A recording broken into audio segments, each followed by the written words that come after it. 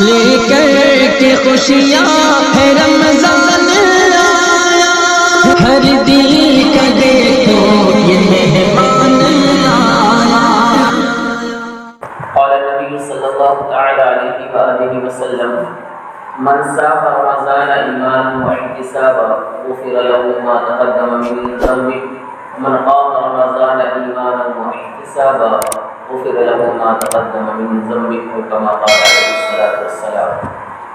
محترم حضرات، اللہ تبارک و تعالیٰ کا بے حد احسان اور کرم ہے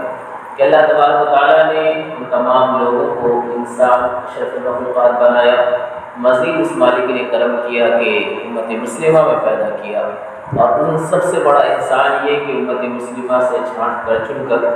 ہم لوگوں کو باجماعت عشاء کی نماز، باجماعت تراویح اور باجماعت وتر پڑھنے کی توفیق نصیب فرمائی۔ اللہ تبارک و تعالیٰ سے دعا کریں اللہ تبارک و تعالیٰ ہم تمام لوگوں کو تاحیات مسجدوں سے نمازوں سے محبت کی توفیق نصیب فرمائے، آمین آمین۔ محترم حضرات، اس مالک کا بے پناہ کرم یہ ہے کہ ہم لوگوں کو اتنی توفیق دی کہ ہم لوگوں نے تراویح میں آج مکمل قرآن پاک کو سنا، مفتی بابر صاحب نے پڑھا، لیکن چونکہ ہم انسان تھے، انسان ہیں، اور انسان سے غلطی بھول ہوتی ہے اور ہوتی رہیں گی۔ آج قرآن پاک مکمل ہوا، اس درمیان ہم لوگوں نے، آپ لوگوں نے قرآن پاک کو سنا، مفتی صاحب نے پڑھا، تو بس چند باتیں یاد کرنی ہے کہ اللہ تبارک و تعالیٰ سے یہ دعا کرنی کہ اللہ تبارک و تعالیٰ ہم لوگوں کے پڑھنے اور سننے میں جو کمی رہ گئی، وہ کوتاہی ہو گئی، وہ یقیناً بھی ہوں گی، اللہ تبارک و تعالیٰ اسے بخش کر معاف فرمائے، اور تاحیات ہم لوگوں کو قرآن پاک پڑھنے اور سننے کی توفیق نصیب فرمائے، کیونکہ قرآن کی محبت ایک ایسی محبت ہے کہ جو انسان کو اللہ تبارک و تعالیٰ کے قریب لے جاتی ہے۔ قرآن کی محبت، قرآن کا پڑھنا، قرآن کا سننا، قرآن کے جس تعلق سے آپ قرآن کو محبت کریں گے اللہ تبارک و تعالیٰ کے اتنے قریب آپ پہنچیں گے۔ واحد ایک ذریعہ ہے قرآن، نماز کے ذریعے پہنچتا ہے، کیونکہ نماز پریکٹیکل ہماری جسمانی عبادت ہے، لیکن قرآن جب اسی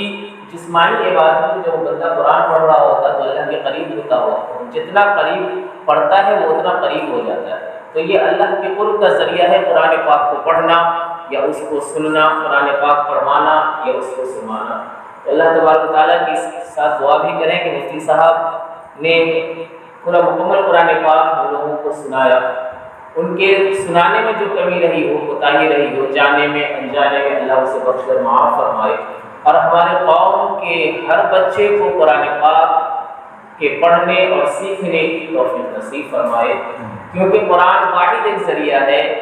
قرآن واحد ایک ذریعہ ہے جس کے ذریعے سے انسان تمام طرح کی گمراہی سے بچ سکتا ہے، اور بغیر قرآن کے دین اسلام کا تصور بھی نہیں کیا جا سکتا۔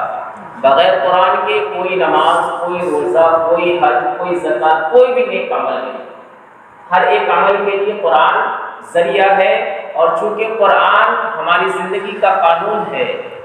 ہماری زندگی کا طریقہ ہے، اللہ کیا پیغام ہے، جب تک اس پیغام کو ہم نہیں پڑھیں گے، نہیں سیکھیں گے، نہیں سمجھیں گے، ہم اپنی زندگی کو دین اسلام کے دائرے میں نہیں لا سکتے۔ مزید ان تمام بچوں کے لیے، ان تمام حافظوں کے لیے دعا کرنی کہ اللہ تبارک و تعالیٰ ان حافظوں کو، جن حافظوں نے رمضان المبارک میں قرآن پاک سناتے ہیں یا سنا رہے ہیں، تا قیامت ان کی یادداشت باقی رکھے، اور تا قیامت انہیں مسلح پر کھڑا ہونے کی توفیق نصیب فرمائے۔ ان تمام حافظوں کے لیے دعا کریں، اور یہ جذبہ رکھیں کہ آج یا کل آپ کے بچے ہوں یا آپ کے بچے ہوں، ہر فیملی میں، ہر خاندان میں ایک حافظ ہو، ایک عالم ہو، کیونکہ یہ دین کی بقا کے لیے دین کا علم سیکھنا ضروری ہے۔